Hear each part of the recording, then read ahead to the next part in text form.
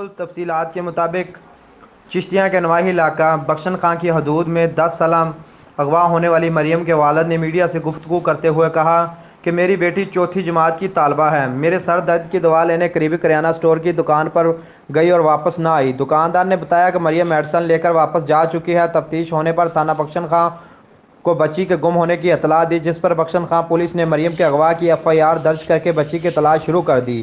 Police نے بچی کے والدین اور اہل علاقہ کے ہمراہ بچی کی تلاش میں علاقہ بھر کا چپا چپا چھان مارا، لیکن مریم نہ ملی۔ 14 روز گزرنے کے باوجود پولیس تاحال بچی کو تلاش کرنے میں مکمل طور پر ناکام ہو کر رہ گئی ہے۔